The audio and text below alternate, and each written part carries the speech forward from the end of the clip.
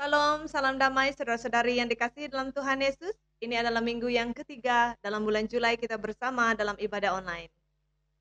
Marilah kita mengucapkan doa Bapa kami dan pengakuan iman Rasul. Bapa kami yang di surga, dikuduskanlah namamu, datanglah kerajaanmu, jadilah kehendakmu di bumi seperti di surga. Berikanlah kami pada hari ini makanan kami secukupnya, dan ampunilah akan kesalahan kami seperti kami mengampuni orang yang bersalah kepada kami. Dan janganlah membawa kami ke dalam percobaan, tetapi lepaskanlah kami daripada yang jahat, karena Engkaulah yang empunya kerajaan dan kuasa dan kemuliaan sampai selama-lamanya. Amin. Pengakuan iman Rasul. Aku percaya kepada Allah Bapa yang Maha Kuasa, Kali langit dan bumi, dan kepada Yesus Kristus, anaknya yang tunggal Tuhan kita, yang dikandung daripada Roh Kudus, lahir dari anak darah Maria, yang menderita di bawah pemerintahan Pontius Pilatus, disalibkan, mati, dikuburkan, turun ke dalam kerajaan maut, pada hari yang ketiga bangkit pula dari antara orang yang mati, naik ke surga, duduk di sebelah kanan Allah Bapa yang Maha Kuasa, dan akan datang dari sana untuk menghakimi orang yang hidup dan yang mati. Aku percaya kepada Roh Kudus, gereja yang kudus dan persekutuan orang kudus, pengampunan dosa, kebangkitan daging dan hidup yang kekal. Amin. Sekarang marilah kita memuji dan menyembah Tuhan. Sebelum itu, marilah kita berdoa dan saya akan pimpin kita di dalam doa. Allah Bapa yang berada dalam kerajaan surga, kami mengucap syukur Tuhan, karena Engkau telah menjaga kami di sepanjang minggu ini. Terima kasih, Tuhan masih lagi memberi waktu untuk kami bersama dalam ibadah online ini Tuhan. Sebelum kami memuji dan menyembah Engkau, kami mau Tuhan mengkuduskan dan layakkanlah kami Tuhan untuk memuji dan menyembah Engkau pada hari ini. Di dalam nama Tuhan Yesus kami berdoa. Amin. Marilah kita bernyanyi, memuji Tuhan dengan lagu Hatiku Penuh Nyanyian. Hatiku penuh nyanyian, hatiku penuh nyanyian, hatiku bernyanyi untuk Raja segala raja. Hatiku penuh nyanyian, hatiku penuh nyanyian, hatiku bernyanyi untuk Raja segala raja. Dialah Raja, Raja, dialah Tuhan, Tuhan. Siapa namanya? Namanya Yesus, Yesus, Yesus, Yesus. Oh, dialah Raja. Hatiku, hatiku penuh nyanyian, hatiku penuh nyanyian, hatiku bernyanyi untuk Raja segala. Hatiku, hatiku penuh nyanyian, hatiku penuh nyanyian, hatiku bernyanyi untuk Raja segala. Dialah Raja, dialah Raja Yesus. Amin. Dialah Tuhan, Tuhan. Siapa namanya? Namanya Yesus, Yesus, Yesus, Yesus. Oh, dialah Raja, dialah Raja, Raja, dialah Tuhan, Tuhan. Namanya Yesus, Yesus, Yesus, Yesus. Oh, dialah Raja. Hatiku penuh nyanyian, hatiku penuh nyanyian, hatiku bernyanyi untuk Raja segala raja. Hatiku penuh nyanyian, hatiku penuh nyanyian, hatiku bernyanyi untuk Raja segala raja. Dialah Raja, dialah Raja Yesus. Amin. Dialah Tuhan, Tuhan. Siapa namanya? Namanya Yesus, Yesus, Yesus, Yesus. Oh, dialah Raja, dialah Raja, Raja, dialah Tuhan, Tuhan. Namanya Yesus, Yesus, Yesus, Yesus. Oh, dialah Raja. Allah Roh Kudus, Kami rindu Engkau selalu hadir dalam hidup kami Tuhan. Kami rindu Engkau selalu menemani kami dalam hidup kami.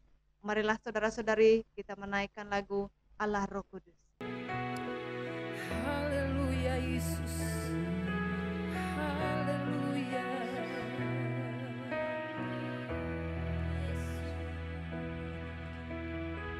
Amin. Haleluya.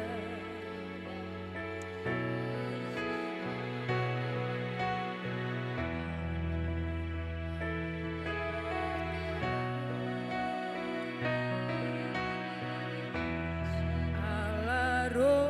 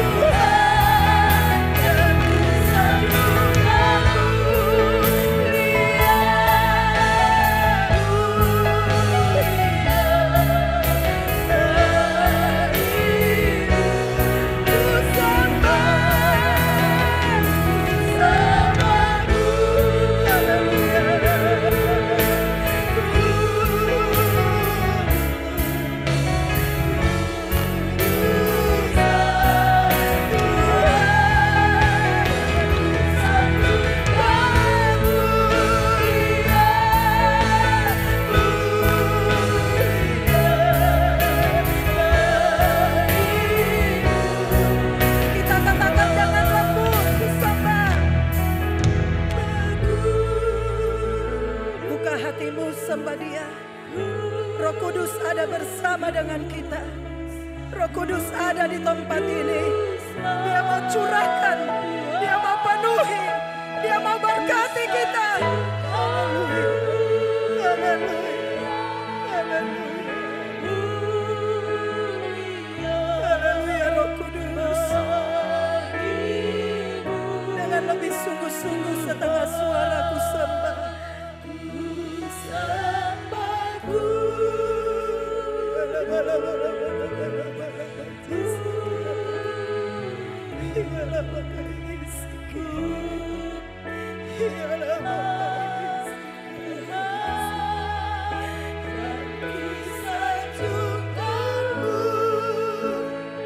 Terima kasih Roh Kudus buat kehadiran-Mu. Terima kasih Roh Kudus. Dengan lebih sungguh ku sembah, ku sembah Kudus,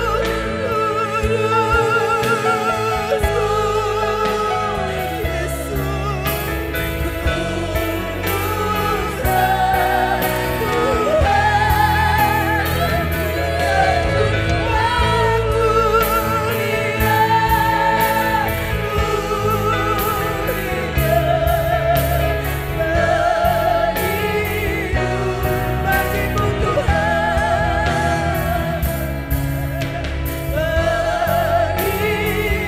sekali lagi bagimu Tuhan.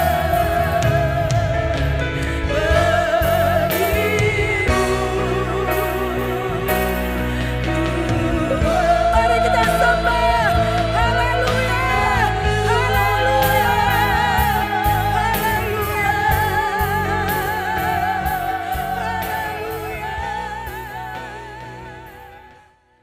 Sekarang marilah kita mempersiapkan hati kita untuk memberi kepada Tuhan. Sebelum itu, marilah kita berdoa dan saya akan pimpin kita di dalam doa. Allah Bapa yang berada dalam kerajaan surga, terima kasih atas semua berkat yang Engkau telah limpahkan dan berikan kepada kami di sepanjang minggu ini Tuhan. Berkati semua kami yang mau memberi untuk pekerjaan Tuhan di bumi ini Tuhan. Engkau berkati setiap tangan yang memberi, berkati majikan kami. Di dalam nama Tuhan Yesus kami berdoa. Amin. Sementara persembahan pemberian dijalankan, marilah kita menyanyikan lagu Sungguh Ku Bangga Bapa.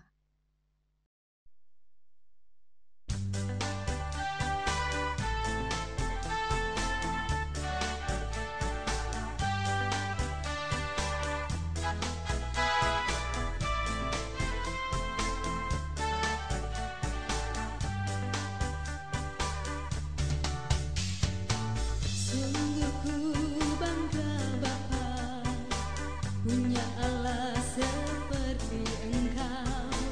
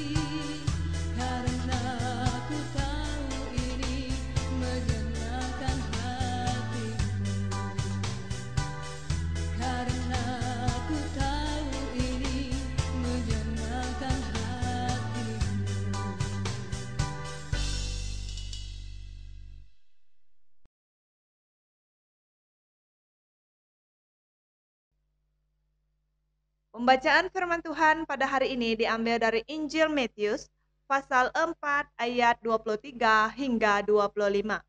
Injil Matius pasal 4 ayat 23 hingga 25. Yesus mengajar, berkhotbah dan menyembuhkan orang. Yesus menjelajah seluruh negeri Galilea. Dia mengajar di rumah ibadat dan mengkabarkan berita baik bahwa tidak lama lagi Allah akan memerintah. Dia menyembuhkan banyak orang sakit yang menderita berbagai-bagai penyakit. Berita tentang Yesus tersebar di seluruh negeri Syria, sehingga mereka yang menderita berbagai-bagai penyakit dan kesusahan dibawa kepadanya. Lalu Yesus menyembuhkan semua orang yang dirasuk roh jahat, yang sakit gila babi, dan yang lumpuh. Mereka semua disembuhkan oleh Yesus. Orang yang mengikut Yesus banyak sekali. Mereka dari Galilea, dari 10 kota, dari Yerusalem, dari Yudea, dan dari negeri di seberang Yordan. Demikian firman Tuhan. Missionary RNG akan menyampaikan khotbah yang bertema Yesus Kristus Doktor di atas segala doktor. Shalom semua saudara-saudari sekalian. Mari kita berdoa. Allah Bapa Tuhan di syurga, kami serahkan masa ini kepadamu Tuhan. Mohon Engkau menyertai hamba dan semua anak-anak di serata dunia ini. Pada permulaan sampai ke akhir. Mohon Roh Kudus Allah yang memenuhikanlah hamba, mengurapi hamba agar menyampaikanlah khotbah melalui firman-Mu sahaja. Menurut pimpinan kuasa Roh Kudus. Dan jugalah Engkau menyediakan hati kami mempersiapkan diri untuklah menerima firman-Mu sebagai makanan dan minuman rohani. Agar kami dapat bertumbuh dalam kerohanian. Tuhan jadikan kami sebagai pengikut Yesus Kristus yang dapat memancarkan cahaya-Mu di serata dunia. Dalam nama Yesus Kristus kami berdoa. Amin. Saudara-saudara sekalian, semasa waktu PKP yaitu Perintah Kawalan Pergerakan disebabkan oleh wabak penyakit COVID-19. Yaitu mula pada 18 hari bulan Mac sampai sekarang kita masih dalam perintah PKP ya. Pada bulan April seorang saudari menghantar mesej kepada saya melalui Facebook di mana hampir 1 minggu kemudian saya baru buka dan baca mesej itu. Menurut mesejnya, dia mengalami sesuatu perkara yang menyebabkan dia selalu hidup dalam keadaan ketakutan dan kegelisahan. Dengan serta-merta saya membalas mesejnya dan bertanya sama ada, dia mau saya hubungi dia dengan segera. Dia pun bersetuju dan pada waktu itu adalah jam 3 pagi. Dia menerangkan bahawa dalam masa seminggu dia tidak dapat tidur dengan baik kerana selalu bermimpi buruk.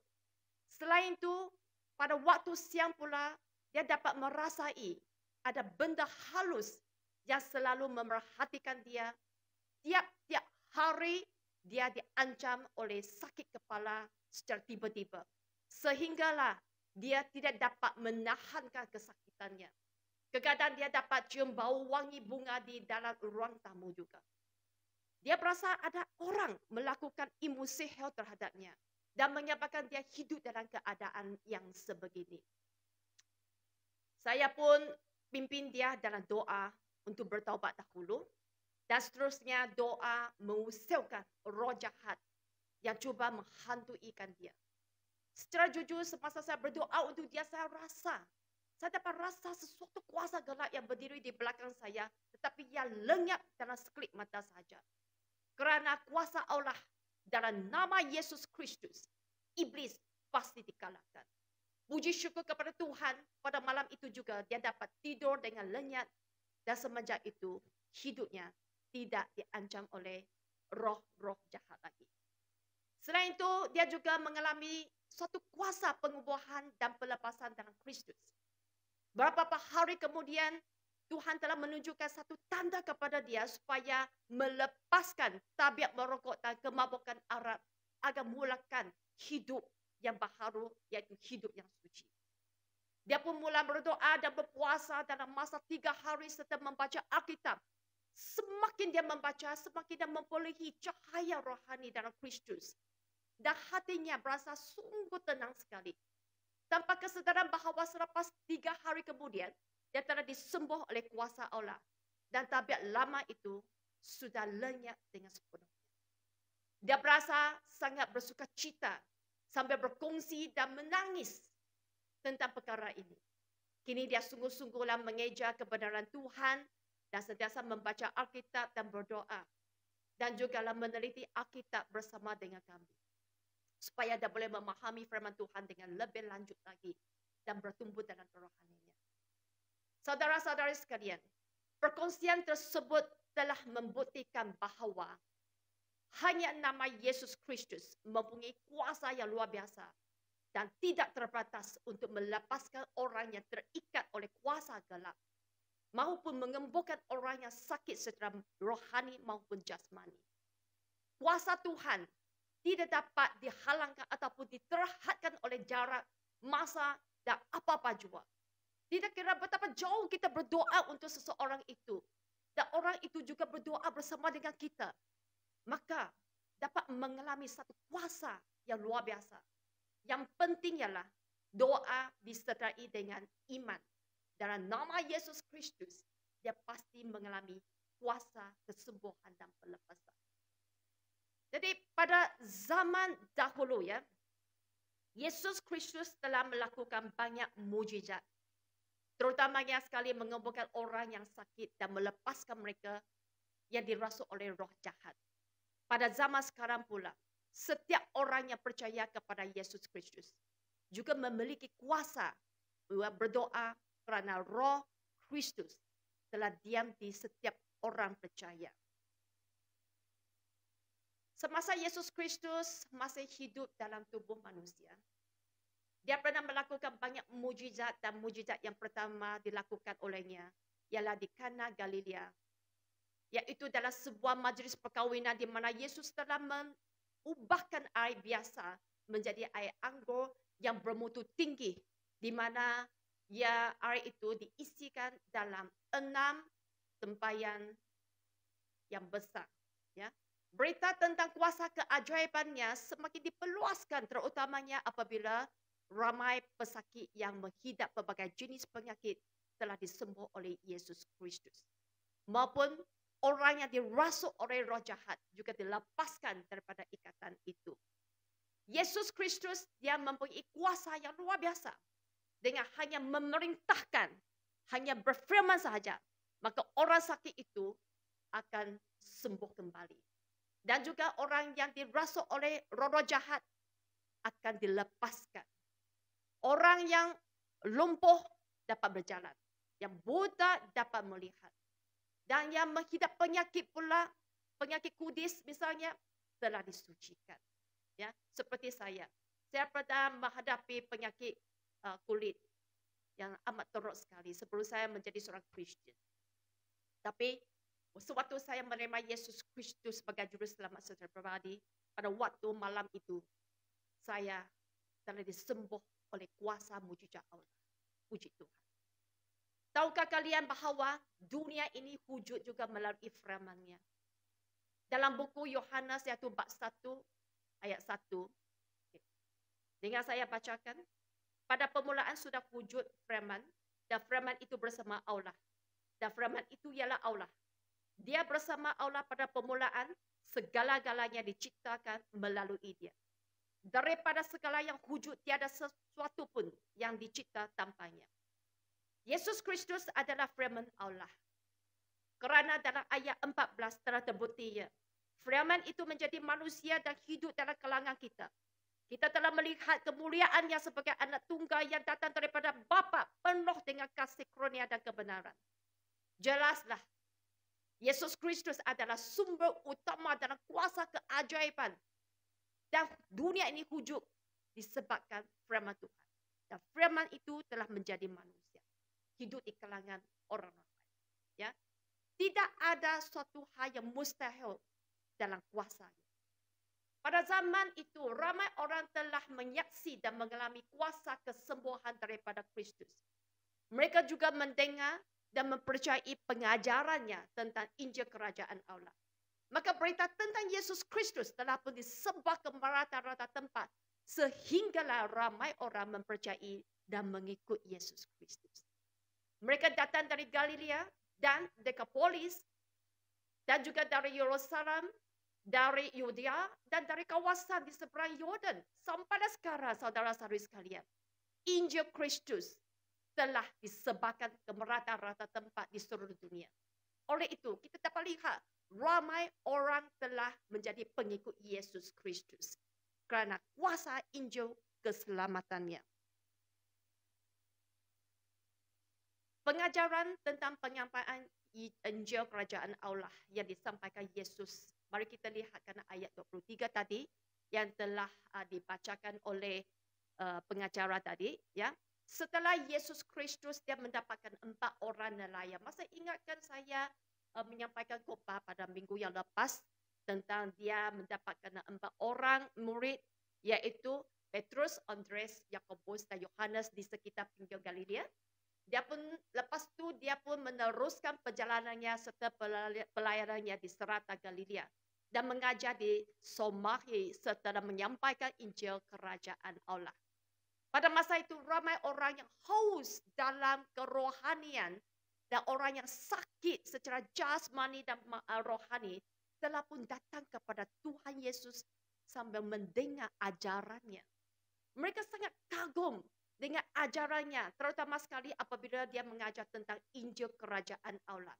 Ya, sebab ajarannya bukan seperti yang diajar oleh para pemimpin gereja, sepertilah tua-tua dan ahli-ahli Taurat, di mana ajaran Kristus, iaitu firman-Nya, penuh dengan wibawa, sebagaimana yang dicatatkan dalam buku Lukas 4:32, ya, yang mengatakan mereka kagum dengan ajarannya kerana kata-katanya penuh wibawa.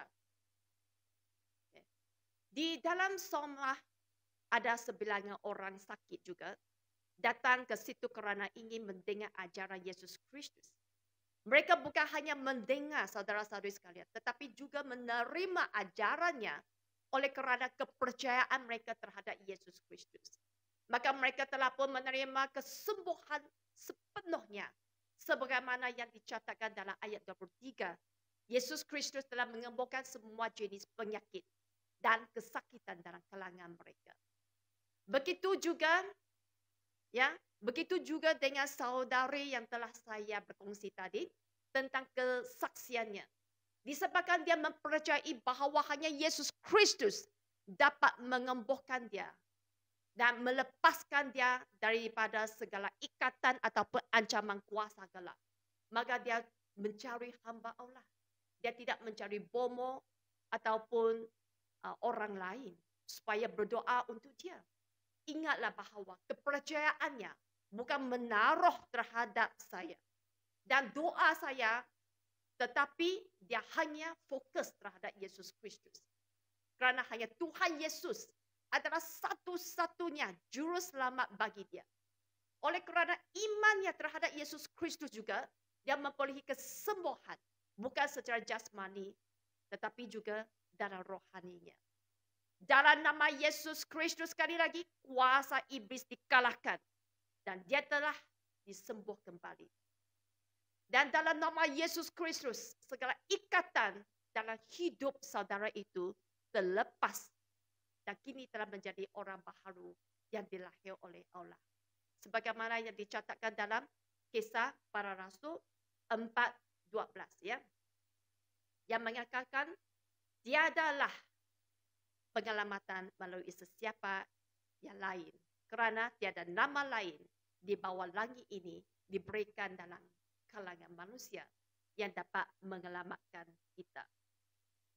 Saudara-saudara sekalian, Yesus Kristus adalah Injil keselamatan, yaitu Injil Kerajaan Allah. Kerana kedatangannya ke dunia ini telah membawa berita baik kepada semua orang di seluruh bumi. Pengorbanannya di atas kayu salib telah menebuskan dosa-dosa manusia, supaya tidaklah menghadapi kebinasaan, malah memperolehi harapan dalam hidup kekal. Dan kita telah tahu bahawa Allah Bapa mengutus anak tunggalnya, ya, Yesus Kristus datang ke dunia ini kerana ramai orang telah menderita kesakitan secara jasmani dan rohani, yaitu dosa-dosa yang membawa kematian kekal, sebagaimana yang dicatatkan dalam ayat 24. Semenjak dosa masuk ke dunia, semua orang telah berdosa. Ya. Dan ganjaran dosa adalah mati. Seperti yang telah dicatatkan dalam buku Roma bab 6 dan ayat 23. Dan juga yang dicatatkan dalam buku Roma bab 5:12, oleh itu sebagaimana dosa memasuki dunia ini melalui seorang manusia, iaitu Adam, nenek moyang manusia, dan dengan demikian kematian menimpa semua manusia kerana semuanya telah berdosa. Tanpa disedari, saudara-saudari sekalian, dosa-dosa bagailah penyakit rohani yang tersembunyi seperti penyakit kanser, di mana pada permulaannya tidak ada sebarang kesan yang dapat dikesan, ya, ataupun apabila berlakunya kesakitannya berturut-turut, barulah dapat mengesan penyakit itu. Sekiranya dikesan ada tumor yang bertumbuh dalam tubuh, maka ia haruslah dirawati dengan secepat mungkin sebelum ia merebak ke seluruh badan, di mana ia akan mengakibatkan keadaan menjadi kritikal serta membawa kemautan bagi seorang pesakit itu. Saudara-saudari, begitu juga dengan manusia yang berdosa.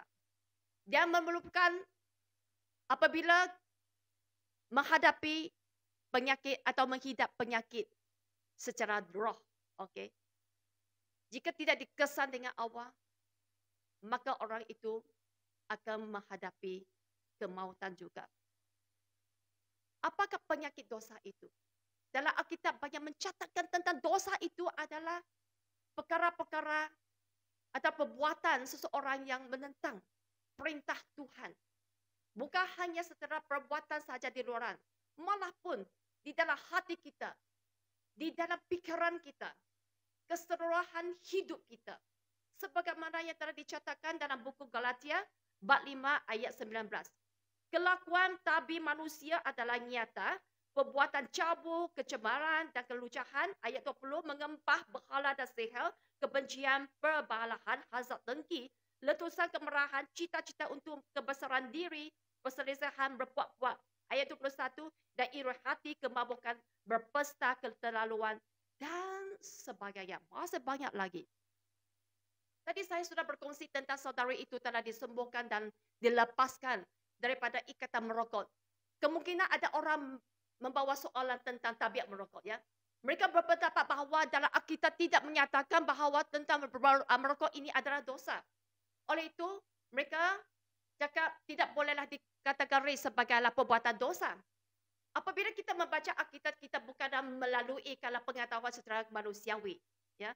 Kita mesti dipimpin oleh Roh Kudus untuk memperolehi cahaya rohani supaya lebih faham akan kebenaran Tuhan. Walaupun Alkitab tidak mencatatkan bahawa merokok adalah berdosa, tetapi ketahuilah bahawa merokok akan mengancam kesihatan seseorang itu maupun orang di sekeliling kita. Dalam Alkitab mencatatkan bahawa tubuh kita ini adalah baik Tuhan dan rohnya telah diam di dalam kita. Sebagaimana dicatatkan dalam 1 Korintus bab 6 ayat 19. Ya, dengarlah saya baca. Kamu tentu tahu bahawa tubuhmu itu tempat kediaman Roh Kudus yang telah dikurniakan Allah kepadamu. Tubuhmu bukanlah milikmu, tetapi adalah milik Allah. Apabila kita sudah bertaubat dan menerima Yesus Kristus sebagai juru selamat secara peribadi, dan juga kita telah menerima baptisan ya dalam nama Yesus Kristus, maka Roh Tuhan telah pun diam di dalam kita untuk membimbing kita ke arah hidup yang suci. Kerana tanpa kesucian, tiada sesiapa pun dapat melihat Tuhan. Seperti yang dicatatkan dalam buku Ibrani, bab 12 ayat 14. Tubuh ini adalah milik Tuhan, saudara-saudari sekalian. Dan haruslah dipakai olehnya menjadi alat yang suci. Satu soalan yang saya mahu tanya kalian. Jika saya masih hidup dalam orang lama, seperti dahulu dan masih merokok dan juga kemabukan arak, adakah saya ini masih layak berdiri di sini untuk menyenjau kepada kalian dan juga untuk berkorban menjadikan hamba Allah? Pasti tidak. Kerana hidup saya tidak dapatlah memancar cahaya Kristus seperti orang yang tidak percaya kepada Tuhan. Tidak ada perbezaan dengan orang yang tidak percaya. Saya mau menyatakan secara jujur. Memang saya pernah seorang yang kuat merokok, secara mabuk, ya, selalu mabuk dan merokok. Dari waktu pagi sampai waktu malam saya merokok. Setiap hari saya juga minum arak. Itu sebelum saya menjadi seorang Kristen. Tetapi apabila saya telah menjadi seorang Kristen, segala perubahan dalam hidup saya. Itulah saya mau berkongsi saksi di mana pada bulan Ogos tahun 2007. Semasa saya bertaubat dan menerima Yesus Kristus sebagai juru selamat secara pribadi.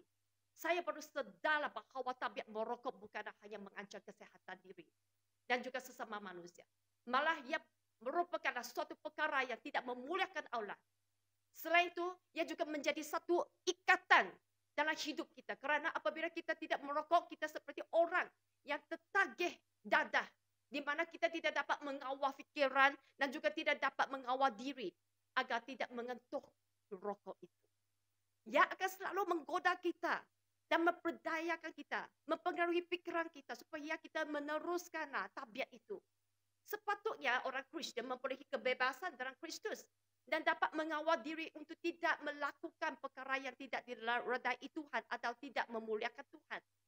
Tetapi orang yang terikat dengan tabiat itu bagaimana dikawal oleh rokok. Bukan dia yang mengawal rokok itu, tetapi rokok telah mengawalnya. Langsung tidak ada kebebasan. Oleh itu saya berdoa kepada Tuhan supaya mengembohkan saya, lepaskan saya dari ikatan tabiat buruk itu. Sebelum saya menerima baptisan, menjadi seorang Kristen yang benar. Dalam doa saya telah mengalami kuasa pengembohan dan pelepasan kerana dalam sekelip mata sahaja hilanglah tabiat rokok itu. Seperti apa yang telah dialami oleh saudari itu. Kami telah mengalami kuasa mujizat Allah. Saudara-saudari sekalian, jika saya tidak pernah merokok dan mengalami pengembohan dalam Kristus, mungkin saya tidak layak menyatakan bahawa merokok itu adalah satu perkara yang tidak patut diamalkan oleh orang Kristen. Tetapi saya ingin berkongsi supaya boleh membantu lebih ramai orang Kristen mempunyai kebebasan dalam Kristus. Jangan diikat oleh benda-benda tersebut. Di mana kita dapat mengawal diri, iaitu berbuah penguasaan diri. Supaya tidak mengentuh rokok, tidak mabuk. Jangan biarkanlah rokok arak ini dan mengawalkan diri kita. Sehinggalah kita kehilangan kebebasan dalam Kristus. Di samping itu, kita bersamalah menuju ke arah kesucian hidup yang diredai Allah. Seterusnya, apabila kita telah menerima kesembuhan dan penyelamatan daripada Kristus Yesus, kita pasti akan menyebar berita baik ini dan berkongsi saksi kepada orang ramai agar mereka juga memperolehi keselamatan daripada Yesus Kristus. Sepertilah yang dicatatkan dalam ayat 23 sampai 25. Ya. Apabila mereka telah disembuh oleh Yesus Kristus, mereka pun menyebarkan nama dan perbuatan Yesus Kristus kepada orang lain. Malah mereka membawa orang yang menanggung pelbagai jenis penyakit dan penderitaan. Orang yang telah dirasuk oleh roh iblis, yang menghidap penyakit gila babi dan yang lumpuh, semua pesakit itu telah dibawa kepada Yesus Kristus. Tidak ada satu penyakit pun yang tidak dapat disembuh dalam kuasanya. Seperti saya menjadi saksi, berkongsi saksi akan keselamatan Kristus. Apabila saya terima Yesus Kristus pada malam itu, saya telah disembuh oleh kuasanya. Di mana doktor tidak dapat mengembuhkan saya. Tetapi Yesuslah doktor di atas segala doktor. Amin. Pada masa dahulu, kita juga seperti orang yang menghidap pelbagai jenis penyakit, saudara-saudari. Kerana dosa-dosa kita telah membawa kematian kekal. Kita juga diikat oleh kuasa gelap dan menjadi hamba dunia serta kehilangan kebebasan. Tetapi apabila orang Kristen membawa Injil Kristus kepada kita, bagailah cahaya menerangi dalam hidup kita. Dan datanglah harapan baharu dalam kehidupan. Yesus Kristus, dialah satu-satunya harapan bagi setiap insan di dunia ini. Kerana dia telah menyelamatkan kita daripada kematian dosa. Dan mengurniai hidupnya kepada kita serta membawa kita berhubung baik dengan Tuhan. Tahukah kalian bahawa dia mengerti penderitaan manusia? Kerana dia sendiri pernah mengalami penderitaan yang lebih hebat daripada kita. Semasa dia menuju ke arah perjalanan salib.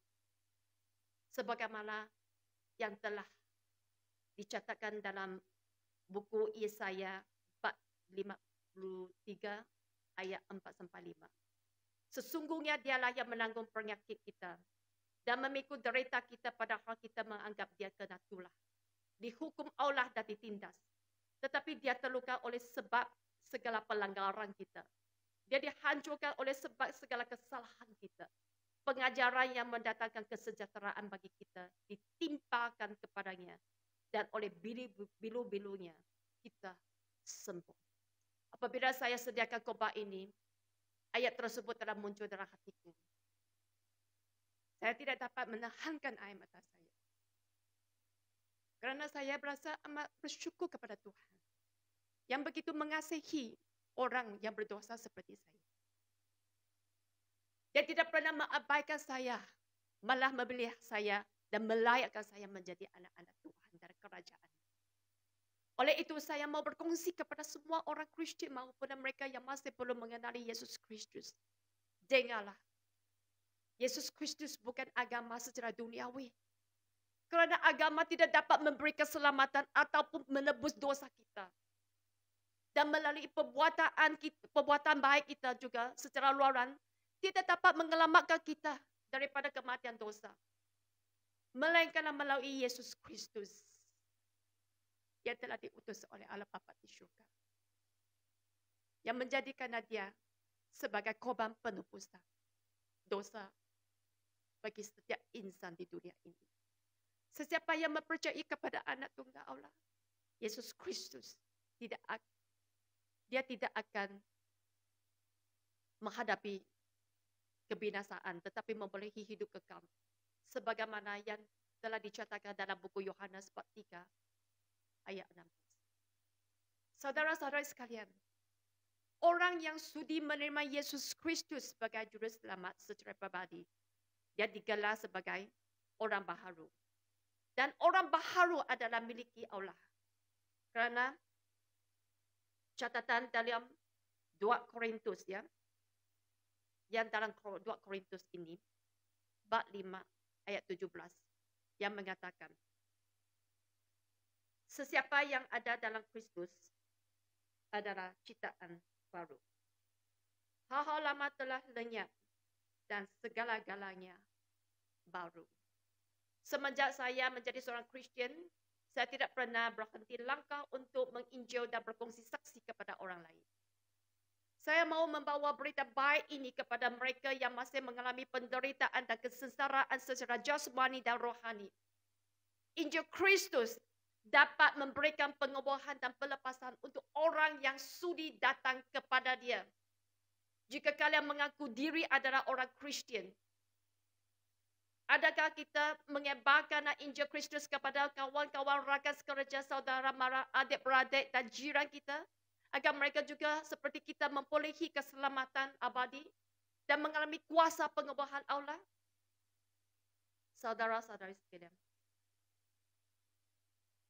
sebagai kesimpulan dalam khotbah ini, ketahuilah bahawa hanya ajaran Yesus Kristus yang membawa wibawa untuk mengubahkan hidup seseorang daripada orang lama menjadi orang baharu.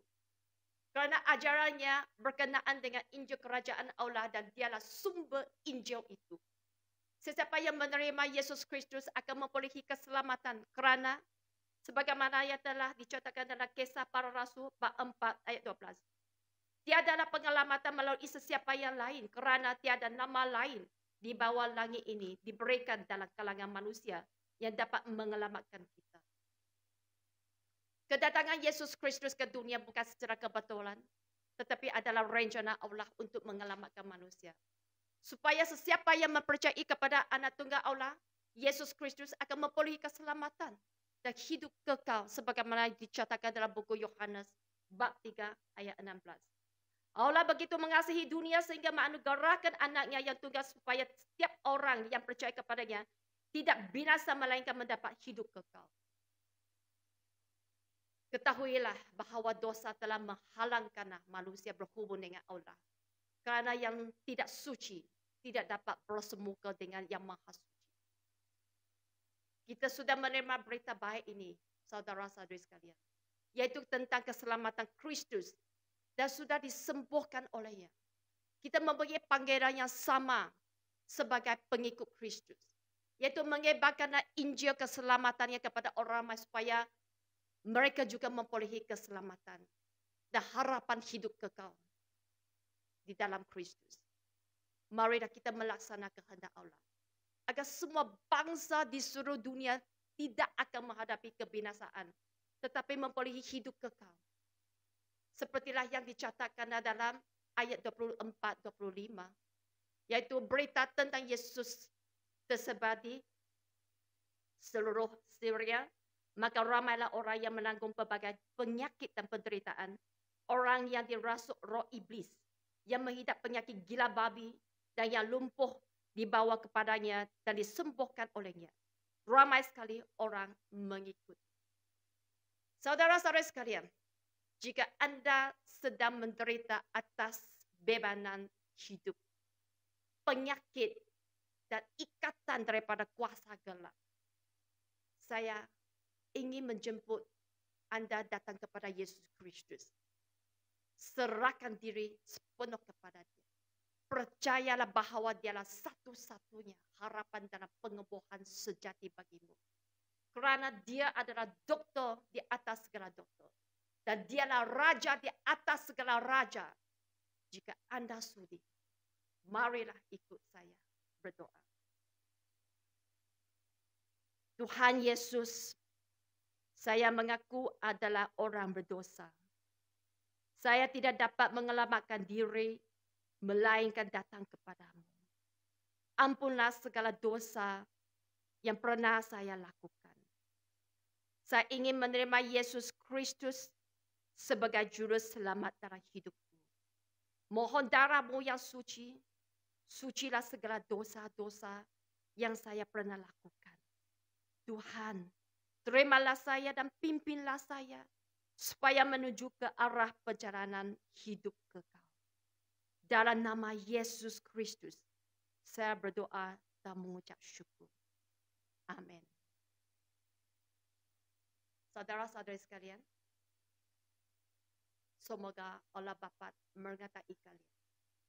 Kepada sesiapa yang telah menerima Yesus Kristus sebagai juru selamat secara pribadi, teruslah mengejar ke arah kekudusan supaya memperolehi hidup yang baharu dalam Kristus dan memperolehi kebahagiaan yang luar biasa dan yang datang dari Allah Bapa di syurga. Semoga Allah Bapa menyertai kalian pada permulaan zaman. Amin.